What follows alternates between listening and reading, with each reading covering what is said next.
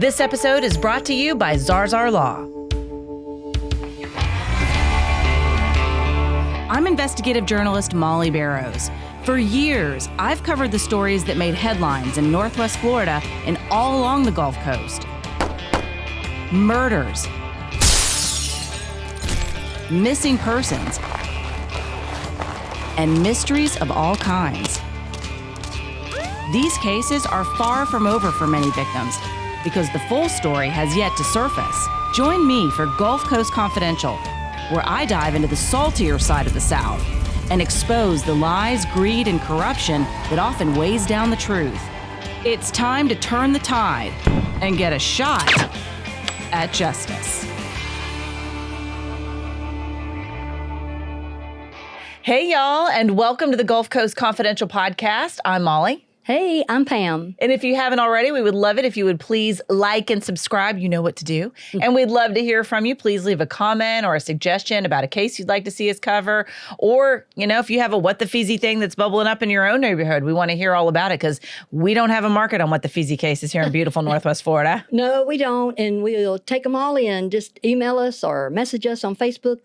We'll get it together. Absolutely. Well, today's episode is called Ally Kostial loved pink, pearls, Ole Miss, and her boyfriend, and it killed her. We're talking about the murder of Alexandria Kostial, or Ally, as she was known to her friends. Y'all, she was shot at least 9 times in July of 2019 at a desolate fishing camp about 30 miles from college campus.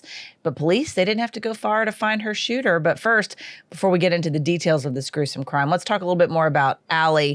What a sweetheart. Yeah. You know, I have a daughter who's 13, about to be 14. She's not too terribly long from college. And I think a lot of parents can identify with that. You know, you pour your heart and soul into raising your children. You're excited for them as young adults to go off to college. They're making their way in the world, making new friends, deciding on what they want to major in, where they want to go. The last thing you ever expect is to have your precious child brought home in a body bag. Oh my gosh. I can't even fathom that. And you're right, that's the most fabulous time. I was thinking about that while we were writing the story. I remember, well, it's way a long time ago for me, but 1977, you've just graduated from high school. You've selected your career. I knew I wanted to be a pharmacist since I was 9 years old, but I had gotten accepted at Auburn, and it was time to go, but I was really excited. All my friends were going to go, and I was like, Mother and I lived in Birmingham. We went past Samford University on the way to Brookwood Village. And I said, Mom, I think I'm going to go here for pharmacy school. And she said, you don't just pick out where you're going. And so anyway, I did. And so you were like, I'll show you, Mama. Yeah, right. And I think both of my parents were happy about that because Samford's a Southern Baptist university. It's a bit of a bubble, not a lot of distraction, like 4,000 people back then. But I loved it. I'd always loved it. But I remember thinking, I can do anything. I can stay out late. I can do this, except for Pinkertons. Got to get back on campus. But there was just so much. You just see the whole world open there. And you're going to set a career, make new friends. And this little ladybug right here, she made friends left and right. She founded, I think it was the Alpha Phi sorority. And she was a golf teacher. She was a yoga instructor. She was as beautiful as she can be, a little small blonde-haired girl with a lot of energy. And she even taught, I think she traveled. I don't know if it was missions or not, but taught English to children in other countries. Aww. So, I mean, she was just like a person that just loved life. And she was from St. Louis. And they said she fell in love and wanted to go to Ole Miss for the tradition, the football, the flowers, the sunsets, and stuff like that. So she wanted that. And I think in her head, she wanted to find a Southern boy. In other words, get that MRS degree. That's okay, too. Yeah, it absolutely is. Because, I mean, a lot of people have dreams, of course, especially at that age. You know, you're still romantic. You're thinking, I'm going to find the perfect job. I'm going to find the perfect guy. We're going to have children. And nobody expects it to be perfect. But the last thing they expect is to fall in love with somebody who has not just no feelings for them, but homicidal feelings. And this is what is so tragic to me about this, because you're right. This is just a girl from Missouri who had dreams of building a life in and around the South. She fell in love with the Southern culture, loved flowers. You know, if you're not familiar with the South, the Southeast in the United States. And of course, a lot of our viewers are from the United States, but we were just talking about, we've got viewers now from all over the world and listeners. So just a shout out to them. But if you're not familiar with azalea flowers, whatever part of the world or the country that you're from. We got them in, just by the bucketfuls down here. Every color. Well, and, they're pretty as they can be when they bloom, but I got to be honest, they don't really bloom as often as I might like. Yeah. And then you got to put up with a little bit of a scrubby bush for a little while until they bloom again. But at any rate, when they do bloom, it is just gorgeous. It's magical. And this sweet thing just loved flowers, so much so that was another reason that her mama said she was drawn to the University of Mississippi, because no shortage of azaleas there either when they're in bloom. Right. So this is a girl who loved the color pink. She loved to wear pearls. Pam is wearing her pearls in honor of her. She loved unicorns, hearts, all of those things that are feminine, sweet, and wonderful. And I think sometimes when you're just so sweet and open like that, it never dawns on you that, somebody could not just necessarily not think like you do, but they could be in such a dark place. Right. And I feel like she came across a young man who was the worst pick she could have ever made. Oh, my goodness. And you're right. She didn't have the capacity to think like that. She didn't know that. And that's what I'm saying. That's why I was glad I went to a college that I didn't have to think about a lot of things like that until like the real world came later. But, they said that she had met this young man in 2016 in Fort Worth, and his name is Brandon. And then she found out he was a student at Ole Miss. So when she's at Ole Miss and he's at Ole Miss, in her mind, in her sweet little mind, she's like, oh, the stars are aligning for me, and I think that's so sweet, but it turns out that wasn't what it was. I know. Brandon Theesfeld was, nobody should be set their dreams on that young man. That's for sure. So, and sadly, but yeah, I saw some of those pictures that she taught Pilates, she taught yoga. All of her friends said that she was just that person that people gravitated towards because she was so sweet, bubbly personality. And again, just dreamed of a life in the South. And unfortunately, that's exactly where it was cut short. So she met this guy, Brandon, and her friend said they had an on-again, off-again relationship, that she was really crazy about him. He was also a student at the University of Mississippi, but they were never officially boyfriend and girlfriend because I think he was more of a frat boy, partier type, but he looked the part. He seemed to fit the bill. And when you're young like that, she was only 21, I think, again, you don't know what people are capable of at that age. And also, I think she just probably thought, he'll come around. He does like me. Right. He does, like young women will do. They probably dissect and analyze and think, well, maybe he'll come around. I think he likes me pretty good. But, as a 52-year-old woman, I'm here to say, if you got to wonder that much and ask and dissect and analyze, then there's a good chance you might just need to move on. Right. You're an 11, sister. You got this. Go on. Leave him back there. She was much cuter, a girl, than he was a boy, I thought. Yes, for sure. Well, Brandon, he was selfish. He was arrogant. He was narcissist. He'd gladly tell you how much money his daddy had, and his dad's money could get him out of a lot of things. This was her crush. He was selfish. He would show up at her sorority mixer parties for a picture or two. Sure, because he could meet other girls there, too. Well, that's funny you said that. Not funny, ha-ha, but curious. He would brag about having 6 or 8 girls at the same time and just run through everybody, So that's why he didn't want her friends to see him. But besides and they said he was the most misogynistic young person they'd ever seen. So, and Ole Miss is a sweet school. Oxford's a sweet town. I can understand the allure of wanting to go there. I love college towns like that. And that was people say, well, it's a slow little place. It is a party school sometimes. I don't know what folks are looking at, but, definitely that's a place people go to get an education and to have a good time. Yeah, I would say that's most college campuses. I think so, So we got a little girl over here, a little sweet girl, loves lollipops, puppies, and rainbows and stuff, and we got this hellion here. Who's just looking like women like they need to be mowed down, and he's the lawnmower. Yeah, I mean, it was sad, and that people were saying she was just taken with him. I think the people that filter through things that are, you got a kind filter, I think that they just see things differently. She was not looking for anything bad in him. Right. I mean, this is a girl whose Instagram account was Sunsets by Ally. Yeah, it was. She didn't even have pictures of herself, so it probably never occurred to him that his behavior was just made up of a quilt of red flags. Right. And instead she thought, oh gosh, this is okay. He's just immature. Maybe, I don't know what she thought. I don't know her, the situation. But as a young woman who was made some rather questionable choices in her dating life, I can imagine at some point, especially at that age, she just did not realize what she was dealing with. I think she also stayed so busy that, she didn't need him per se. She wanted him in her life. You know, when you're teaching yoga and golf and teaching English to folks, and she was way ahead of track too. She was going to graduate about a year and maybe a year and a half before her peers that started with her. Because that's amazing. Yeah, I saw she was getting a marketing degree and wanted to work in the fashion industry. It sounds like she just had a lot of goals and ambition. She was willing to work for it. And she kept it going forward. She's what we call a positive person these days, you know? And so positive people aren't looking at that. But if he was smart. It's like a classic manipulator, classic person with narcissistic tendencies.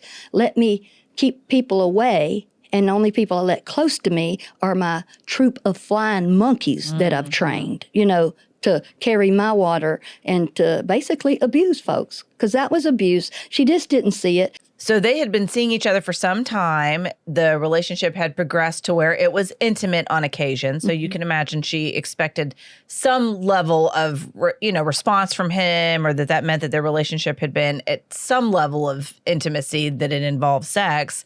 And sadly, it sounds like he just never did reciprocate her feelings, but she was hanging on, hoping that he would change his mind. So by the summer of 2019, she's a rising senior, expecting to start her senior year. But instead of going back home for the summer, it sounds like she stayed home in Oxford, Mississippi, and told her family that she wanted to study for exams, but it looks like that was not her main concern, according to police. After this terrible event happened, they started going through her text messages and her Apple Watch and her phone records, and she may have been pregnant. And that's what she kept trying to discuss with Brandon. Hey, I think I may be pregnant. I want to talk to you about that. And according to police, those text messages made it clear he did not want a baby. And in fact, he wanted her to terminate the pregnancy. One of the texts said, quote, "I am serious. No kid at all. It will ruin my life. I will not help at all. Not to be mean, but this is how I feel, and I am not changing my mind," end quote. And this was Friday, July 19th, was one of the last times anyone saw her alive. She was last seen leaving a bar at Oxford Square around midnight, and she took an Uber home alone. And then according to prosecutors, about 1:30 that morning, Brandon decided to pick her up from her apartment. And that's when the real horror story begins. Yeah, that's when he decided to show up, because he'd ghost her all the other times. They can also see by the text. She only texts one person, it's Brandon, all the time. And it's, I want to talk, I want to talk. She had sent him a photo of a pregnancy test with a blurry line. It was not decipherable this way or that way. So she had sent that to him, and I think that's when he decided just to go way over there. He wanted her to take an abortifacient. You know, he wanted her to maybe just get Plan B, or he told her all the stuff you said. Plus, he said, "I will not help." I mean, this is what he said. And so I guess she was thinking that, you know, like you were saying, he'll come around, or if I can talk to him. But so that's where they were. She's obviously happy about it, I think, or okay with it, and he's not. So back and forth with that, texting that. And none of her friends knew this, see? That's what it is when somebody like him can isolate you and ostracize you, sort of, from your own friends. You don't have feedback to go, listen what this MFer did. Right. You know? Because somebody would maybe say, hey, that's not normal. That's not right. I don't like that. You should, not tolerate that kind of behavior. Right. But you're right. If you're isolated and in your own little world, then you start tolerating and putting up with things that you might not normally put up with. Right. And there's so many questions, because that night, she was leaving a bar, and if there's a pregnancy, what's going on here? So there's so many moving parts there. Did they ever confirm if she really was pregnant? At the time of her death, she wasn't, but we don't know before or what have you. It sounds like she may have thought she was. Well, she sent a picture to him of her little belly and sent it to him, and I can't remember exactly what was said back and forth, but it wasn't like nailing it down type of thing. So I think those two things, because remember, we've got this horrible person. He's used to doing everything he wants to, and he's already told her, having a kid will ruin my life, So other things won't, but having a kid will. So he's definitely shown us who he is. Absolutely. And then he shows her who he really is, a side that she never dreamed was there, when he picks her up from her apartment about 1:30 in the morning and then takes her to an abandoned fishing camp at Sardis Lake in Mississippi. That's about 30 miles outside of the campus. And that's where he told her that they want to talk. So he brought some White Claws. I think they were eating some snacks. So they're sitting there at a picnic table, this beautiful setting. You know, you got to be young to want to have a talk at 1:30 in the morning. That was what I thought when I was investigating this story and reading up on it. I was like, you know, if somebody's going to have to murder me, they're going to have to do it before 9:30 because I'm in bed. You know what I mean? I'm good with the White Claws. Yeah. I'm good with the snacks. Not real happy about getting killed at 1:30. But at 1:30 in the morning, you can bet you're going to have to shoot me in my sleep because I'm going to be there in bed. You're going to have to talk. I mean, at 1:30 in the morning, I would not be available. No, absolutely not. And so that's just so tragic, though. But, you know, imagine he told her, you know, here he is plotting a homicide, and here she is thinking he's finally gotten back with me. He's finally paying attention. We're finally going to have a one-on-one. He's taken me to this pretty place on a lake. He's brought these drinks, these snacks. He's taken this seriously. Now we can finally talk. And the whole time he had something else entirely in mind. Well, he had run back to his home in Texas to go get his gun. He ran back home to get that, and then he came back to Oxford, but he posted in between bringing my baby back. You know, I guess that's a .40 caliber gun's his baby. And he just said he don't want a baby. That's disgusting. I know. I'm sorry I had to tell you. Yeah, that's terrible. But I guess it took about 45 minutes to drive to this camp. That's a lot of time to change your mind. That's a lot of time to think. That's a lot of time to say, hey, maybe this isn't the best plan. Maybe I should wait it out. But instead, he takes her on this long drive and just is committed to what he's about to do. So they're up there sitting at the picnic table. And then all of a sudden, he just shoots her. Not once, not twice, 3, 4, 5, 6, 7, 8, 9 times. There are 11 shell casings around, but he hits her 9 times. And this is around 2:15 in the morning because some neighbors heard it, a lady that was walking her dog. That's why they can identify that time. So, and then they knew they were drinking White Claws and snacks and stuff because that was what was strewn around. And her purse, too, was there. Right. Her purse was found in a ditch with her ID and driver's license along close the by. road nearby, yeah. So, because the next morning, this is at 2, and I guess he went on back. He drives an $80,000 truck that his dad got him. So he gets in his $80,000 truck with the license tag that says, take it. TAK3IT. Boy, if that isn't a sign of things to come. Well, for real. You know, so we have that. And so the next morning, that's what the police find is what you said, the purse and her ID and stuff. Like he was just doing his rounds. And then they found her body as well, patrolling that area. I mean, that just breaks my heart. This young woman just wanted to be loved and was in love. You know, a simple breakup would have been fine. He could have paid to take her to the doctor to have an official test done. But instead, this mofo just ups and decides she's a problem that needs to be eliminated, and he's entitled to take her life. Right. When he circled her. This like a terrorist or an executioner. He circled her. Can you imagine that contempt in that effed up mind like that? And then see, he wasn't going to pay for nothing. He didn't take her out. He didn't take her places. They didn't do things together. He showed up at her sorority parties. He showed up where there was like nothing to, he didn't have to try, you know. So this is somebody that is selfish. Just totally selfish. I just want girls to run away from boys and men like that. Yes, I agree. I was thinking the same thing. I was like, as far as red flags go, that right there in and of itself is a red flag. You know, if you're sleeping with somebody, they should at least be putting in the effort. They should at least be taking you out to dinner. They should at least be, you know, and again, I'm not passing judgment. I'm just saying it's indicative of if you want a relationship to last with someone and you're willing to go to that extent to create that intimacy, then you need to expect to be treated better. And I get it. I mean, I understand. I mean, I think we've all been there as women one way or the other.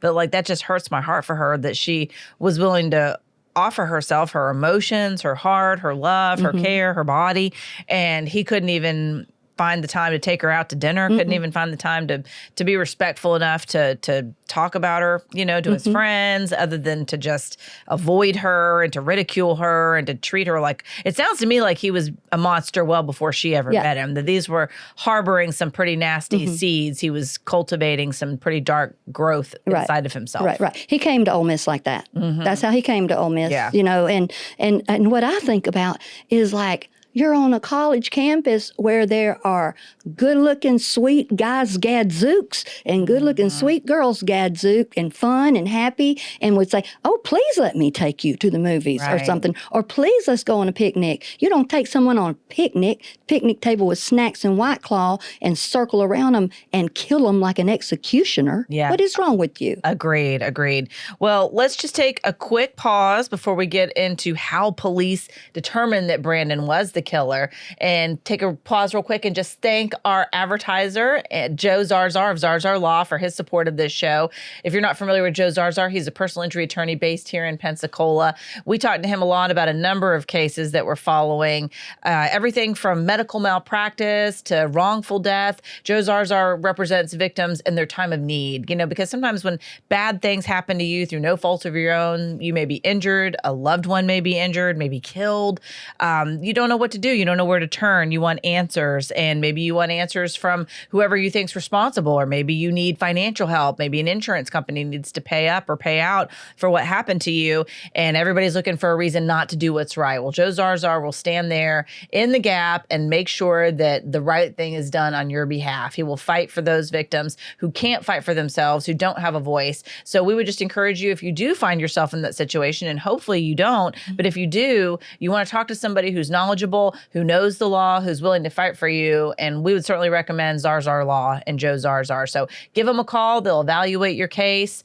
Most of the time, it's no cost on your part unless they decide to take the case and get a settlement. So there's no harm, no foul, just by talking to somebody. At least try it. And last Friday was gallery night. And, Joe does his legal graffiti down there where you can donate to whatever the charity is that particular week. And you get all these spray cans, and there's a big canvas, and you can put your graffiti up there on there. So this last one, I put number 37 for August Borden up there. Oh, I love it. Yeah. If you're not familiar with the August Borden case, you can check out our playlist on August Borden. He's a 15-year-old football player who was just took a beat down, y'all. Lots of folks, including his parents and those in the community, believe that he was assaulted. The football team, the administrators, the coaches, they're saying, nah, it was a freak accident. And so it's just become quite the hubbubaloo, if you will. And it's a case that we're continuing to follow. So I think that's great that you painted his number on there. It was fun. The little boys beside me, they were like, who's 37? Who's 37? And I was like, I showed them on my phone, and every one of those little boys said, "Aw," when I told them what happened. And I was like, I love y'all. Come on now. I know, which goes to show that I do believe that people are good for the most part, even though we do sometimes make some bad decisions or let the worst tendencies take over. For the most part, people are good. And it's good that they want to do the right thing. Yeah.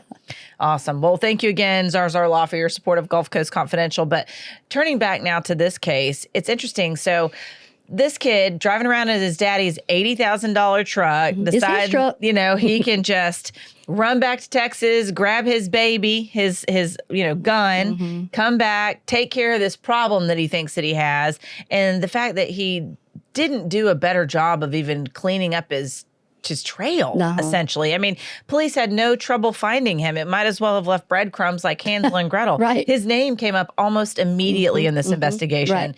And then from the get-go, they turn to her friends and they start saying, hey, is there anybody that she was talking to? Can you tell us anything about who may have wanted to do something like this? And the name Brandon kept coming up over and over again. So by Sunday afternoon, because it was, early Friday night or late Friday night, early Saturday morning, that he killed her, and then her body was found on Saturday. And then Sunday, they had found his name, and police reach out to him, and they're like, hey, we really want to talk to you. He's like, I can't. I'm busy. He was making up all these excuses, but I can meet with you first thing Monday morning. I can meet you at 8:30 a.m. We'll come Monday, July 22nd of 2019. Who fails to show up at the police station? Brandon Theesfeld. So investigators said, well, enough of this. And they went and obtained an arrest affidavit under considering the extingent circumstances, if you will, and they started tracking his phone. And when they tracked his phone, the location data showed that he was driving away from Oxford, Mississippi and toward Memphis, Tennessee. And police were like, oh we got no. you. So they put out a bolo, be on the lookout for Theesfeld's vehicle. And, like Pam said, his pickup truck's going to be pretty easy to identify. It has the license plate personalized with the phrase, take it, with the E as a number 3 backwards. So anyway, he was arrested about 2 hours later at a gas station in Tennessee. Memphis police took him down, and inside his truck, what did they find? Well, they found his baby, the one that he wanted to keep, the .40 caliber gun that matched the kind that was used in Ally's murder. So he was extradited back to Mississippi in Lafayette County. And see, the police did a great job. The reason he wouldn't tell the truth, he can't tell the truth. Like I said, those folks that climb a tree to tell a lie, tell the truth right here. But he basically had thrown her phone away, or it was somewhere amongst there. And so they found out him on her Apple Watch at her house when they were looking at that. But he couldn't be bothered to come see these police type people because he was drunk. He knew at least, let me get sober for a minute. But the fact that they let him make an appointment to come maybe turn himself in. Now, they did so good on stuff, but that right there, I'm like, y'all should have just gone and wrangled his little tail up, Right. It does make you wonder. Yeah. But I guess he hadn't been charged with anything at that point. Yeah. But he sure made himself look guilty by hauling butt. Oh, yeah. Well, in the text he had been texting back and forth to her, that's what they found on the Apple Watch, too. It's like, are you alone? Is anybody at your house? Because remember, he's coming to get her. So he wanted to know all that. And also during that time, they found that he had done searches like how to get away with murder. How do you tie someone up?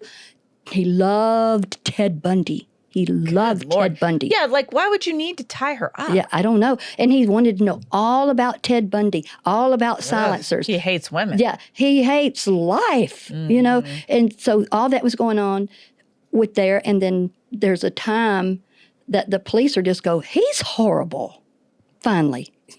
Just go after him. Yes, exactly. And I guess amongst the evidence that they gathered, because they did take his case to a grand jury and they did indict him for a capital murder charge. And among the evidence that was presented to this grand jury was a letter that he had written to his parents, apparently the weekend of her murder, and it was discovered in his apartment. And in the letter, Brandon wrote, quote, to his mom and dad, he said, quote, I've always had terrible thoughts. Those thoughts have been fueled by cocaine and alcohol. I think this is the end for me. I'm either going to prison or going to die.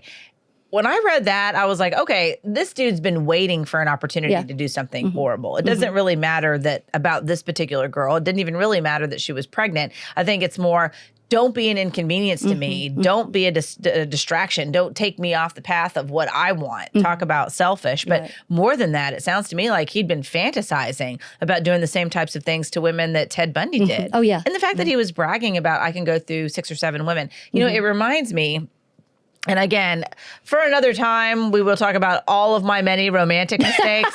That would be like hours and hours and hours and hours of like problems. But I do remember many, many moons ago when I was about her age, I had just graduated from college, I dated a man, and he was so good looking and he had a great job and he was kind of a dick to me, if you will. I look back on it now and I realize, but I didn't realize it at the time. I just thought, okay, well, that's just his personality. He doesn't know he's behaving this way, this, that, and the other. But when I finally realized that he was a cheater, there were indications, but I kept thinking, no, that can't be what's happening. But I was confronted with it. There was no getting around it. I realized that he was a cheater. And before I'd had a chance to confront him, I was able to basically, how women do. We look around, we snoop, we look into things. So I remember I looked in some files that he had one time and I found a file marked women, y'all. Oh, wow. And he traveled a lot. He traveled all over the world for his work. Oh, my gosh. And there were names of all these different women that he met everywhere he went. And then there were these cards. They were like these business cards that they had given him. And on the back of each card, he had written to remind himself what they looked like so-and-so, blonde, green eyes, or so-and-so, brunette, this, that, and the other. And then there would be a couple of fun facts about him, like she's not trusting. She doesn't believe I'll call her back. This one is always going to be here waiting for me to call her. This one, this, that, and the other. And I was like, holy cow. Yeah. Like, not only is this guy a philanderer, if you will, even though we weren't married, we were boyfriend and girlfriend, or so I thought. But at any rate, I was like, this is a whole nother level of creepy. Of psycho cringe. And it did make me wonder, like, I feel like personally my first experience with somebody who truly hated women. Wow. I'm sorry. But he was organized. He kept a file. He kept their names. Miss Positivity. I was like, dude. But like in some ways, this guy, Brandon, sort of reminded me of that level of, you're bragging about all the women in your life. You're keeping track of who believes you and who doesn't because you want to, revisit this, go back? Like, what is your plan with all of this? And for him to write something like that, it's almost like Brandon was feeling like, hey, I'm good with what's about to happen. I mean, he doesn't want to die. I wouldn't imagine. He didn't take himself out. No. He's still alive, even if he is serving life in prison. But he was perfectly fine with where it was going. He could have made the decision not to do anything at all. But I think he moved towards that goal because it's what he'd been wanting to do all along. Right. Well, in my opinion, when you write something down and go, I have had these terrible thoughts and I've had them and they're fueled by, I know what they're fueled by and this, that, and the other. Basically, you're doubling down and going, and I like it. And you are going to have to accept it. And that is the narcissist at large, just doing that stuff. And then the thing is, I think that he did kind of want a girl like her, a sweet little, basically, he was taking the sweetest lamb.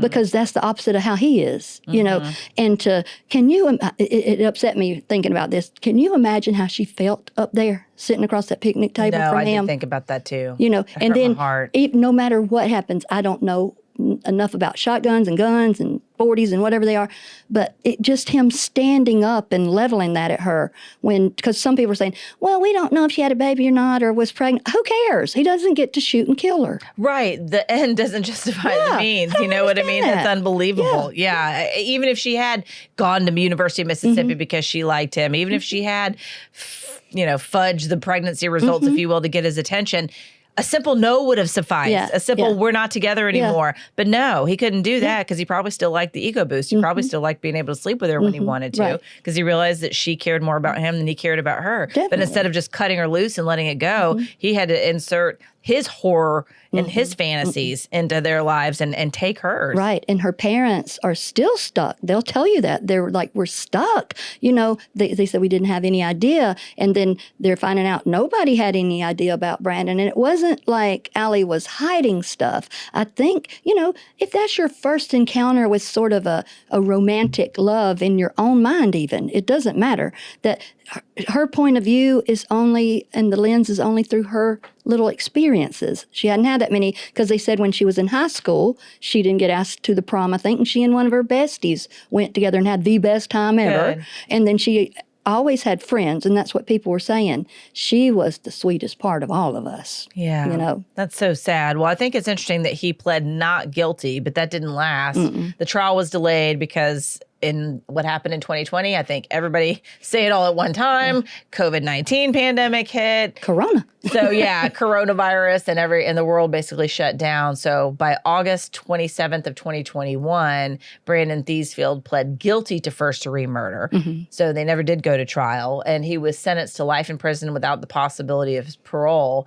And I thought this was interesting. His mother, Carrie Clay, asked their attorney, Tony Farese, to share some words with CBS's 48 Hours, who did a program on this. And she said, quote, "When I heard Brandon was being spoken to by the police, I still had no single thought it could be him. Now, after 2 years and knowing more of the details of their relationship, I am heartbroken for every person this impacts and crushed that our son did not share with us any of the turmoil he was trying to manage. I encourage every parent to regularly sit down with their children, teenagers, young adults, and discuss with them that there will never be anything too big, too complicated, too out of control that they cannot tell you about. We will always pray for the family and friends of Ally Kostial," end quote. I think that's very nice. I think also, though, I think they probably did have some indications of how he acted. And, I mean, she didn't have to say that and do that. But, I mean, I think it's helpful, but also I think, you got a son that's out here bragging about sleeping with 6, 7, 8 women at a time. You give him an $80,000 car. He writes I would make him take that tag off his car. You're not running around with that on there. Well, and when he said he's had bad thoughts for a long time and it was fueled by cocaine and alcohol, I'm here to tell you right now, neither one of those things are cheap. No. He was getting his money somewhere for that. Yeah. And, I think anybody listening to this podcast or watching right now, any town you live in, you got people that have more money than others. And I don't know about y'all, but here in the Panhandle, talking to law enforcement, because I've covered the crime beat for decades now, police will tell you there are 2 schools where kids do the most drugs, and they're the schools where the parents have the most money. Because why? Because the kids can pull that stuff out of their parents' medicine cabinets, out of their parents' drawers, and again, this is not an indictment on the parents, but if money is in lieu of real parenting and attention, then mistakes can be made on any number of levels, and it seems like, and I'm not passing judgment. I don't know what kind of parents these were. They probably are horrified, but that letter does in some ways minimize it, as if him talking to them about his problems might have avoided this. I personally feel like, just a little bit that we know, and obviously I'm not an expert or, the judge and jury of this entire situation, but it seems to me that if it hadn't been her, it would have been somebody else. He was American Psycho style. He was out to hurt somebody because it made him feel powerful, and it seemed to get his, little pee-pee hard, not to be gross. I'm trying to be, but I mean, I think psychologists and certainly, experts will tell you when, people are killers like that, especially young men, it is fueled in great extent because that's what turns them on. And I feel like that's what was turning him on. Just like Ted Bundy had those fantasies about hurting women and then acted on them because that's how he got aroused. And I feel like that's what was happening with this guy. This is no amount of talking was going to change that. It helped him get his rocks off by thinking about hurting people, and he did, and he went through with it. Right. And he even studied it. I mean, I think he draws a parallel between himself and Ted Bundy. We got the college girls. We've got, he's a good-looking guy. He's gotten everything, everything comes toward him. And the fact that you want to now plead guilty, because the reason he pled guilty is he's no saint there, is because he avoided the death penalty that way, because it was capital murder with kidnapping. So the fact that he pled guilty, that was in his best interest, So, absolutely. And then the letter, that's what I'm saying, a letter a little too late, kind of, you're just a horrible person. I very rarely call people that, but I've seen people come after Ally reading things on the internet, and that breaks my heart, because I feel as if she was naive, and you shouldn't have to send your kids to college and go, grow up, become jaded, hate everybody, look at everybody with side eye, cringes everywhere, type of thing. She was not that girl. I know. And if somebody else could have seen it, I feel like maybe he would have moved on, but sadly, as you say, it would have just been another young lady, I'm afraid. I know. He found someone that he could successfully isolate and who was too naive and sweet to maybe pick up on some of the red flags that he was clearly putting down. Well, he is serving his life sentence at the Mississippi State Penitentiary known as Parchman, and Ally Kostial's family and friends continue to honor her memory and say that, those sunset pictures that she took will always remind them of her bright spirit. Yeah, you can look them up on Instagram. It's about a dozen of them there, and it's nice to look at that. I know, just a sweet little girl, just liking pink and pearls and perfume. I know. Ladies, demand that boys treat you better. Definitely. Young ladies, but that's where my heart goes. All ladies. Oh, yeah, for sure. I'm not saying make exceptions and lower your standards as you get older. I just was thinking of like that age and, when it's all new to you and you get caught up in the moment, you're like, oh my gosh, first love or maybe even second love. And this is all going to work out. And sometimes it does. And then sometimes you're dealing with a monster. Yep. I'm very sad now. Oh, well, thank you so much for joining us today. We appreciate those who are listening and watching on the Gulf Coast Confidential YouTube channel. That is it for Ally Kostial. Loved Pink Pearls, Ole Miss, and her boyfriend, and it killed her. I'm your host, writer, and producer, Molly Barrows, with co-host and researcher Pam Hill. And a big thanks to our director, editor, and production engineer, James Roy. Remember, you can check out more episodes wherever you listen to your favorite podcast or watch right here on the YouTube channel. Just please like and subscribe, and we will see y'all next time.